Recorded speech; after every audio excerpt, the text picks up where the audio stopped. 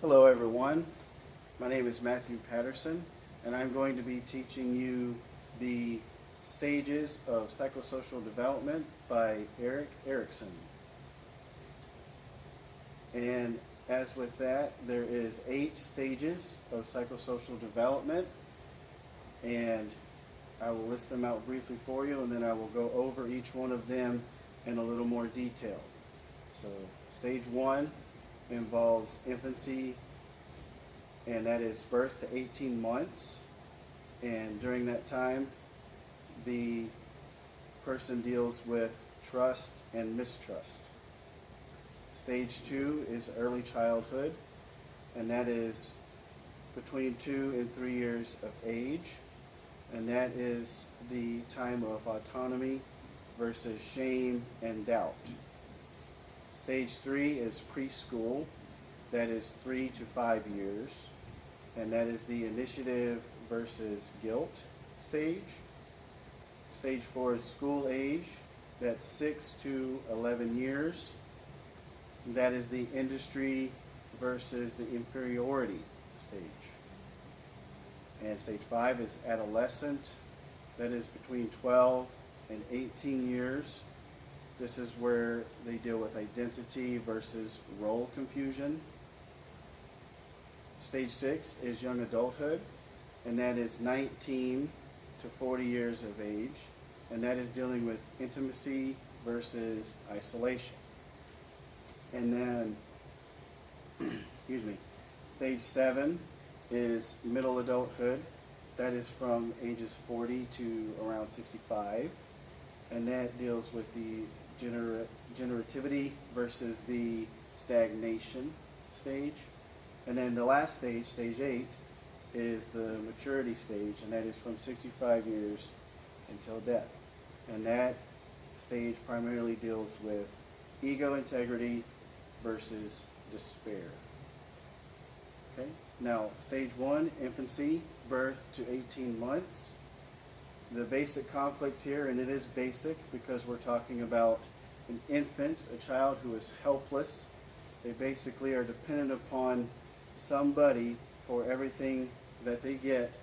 So this is probably considered the most crucial stage of the 8 stages, because depending on how this stage goes is going to depend on what happens to the person as they develop through the other 8 stages. So, as I said before, basic conflict is trust versus mistrust. The most important event for the child in this stage is feeding, but they also need, basically TLC. They need attention, they need to feel loved, they need to basically know that they can trust the world around them, right? And basically the world to an infant is probably going to be their parents. So if they have a dirty diaper, if they need to eat, if they need to feel loved, and they get that from the parent, they will more than likely feel trust in the world. But if they don't get that, they will get the opposite. It will be leading to a lot of mistrust. So the next stage after infancy is early childhood, as I said, 2 to 3 years. The basic conflict here is autonomy versus shame and doubt. Probably the most important event during this stage is toilet training, as a good example. Okay? The child needs to develop a sense of personal control over physical skills and a sense of independence. And then potty training, like I said, is a really good example of this. If the child is receiving encouragement during the potty training phase, it will better benefit them and make them feel, appreciated, and that they will have a sense of personal control in doing that. Success during this stage of psychological development leads to feelings of autonomy, and then failure could lead to shame and doubt. Preschool is 3 to 5 years. The basic conflict here is initiative versus guilt. An important event here is the child is basically exploring the world around them and discovering everything. So they need to begin asserting control and power over their environment. Success in this stage leads to a sense of purpose. Children who try to exert too much power experience disapproval, potentially resulting in guilt. Stage 4 is school age, and that is ages 6 to 11 years.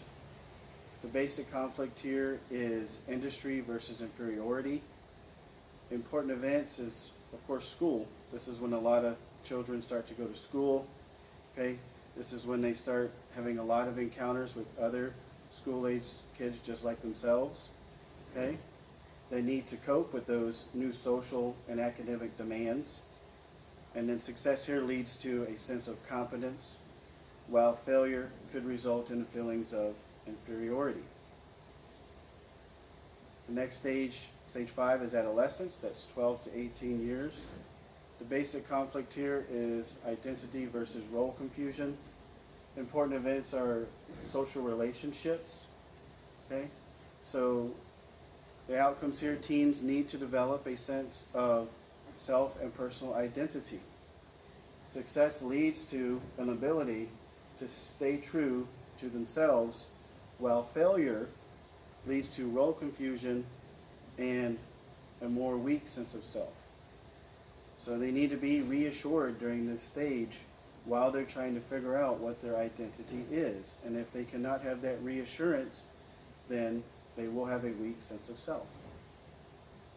Stage 6 is young adult, 19 to 40 years. The basic conflict here is intimacy versus isolation. And of course, the important events here is this is when people start getting involved in intimate relationships. Okay? Young adults need to form intimate, loving relationships with other people. Success leads to strong relationships, while failure results in the loneliness and potential isolation from that. Stage 7 is middle adulthood, which is between 40 to 65 years of age. The basic conflict here is generativity versus stagnation. Important events is work and parenthood.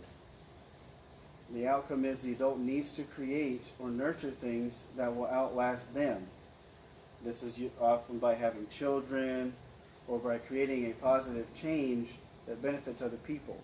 Success leads to the feelings of usefulness and accomplishment, while unfortunately failure could result in, shallow involvement in the rest of the world. And then the last stage, stage 8, is the maturity stage. And this is from the age of 65 to death. And the basic conflict here is ego integrity versus despair. And the most important thing someone's going to experience in this stage is the reflection of their life. Erikson's theory differed from many others because it addressed development throughout the entire lifespan, including old age. Older adults need to look back on life and feel a sense of fulfillment. Success at this stage leads to the feelings of wisdom, while failure results in regret, bitterness, and despair.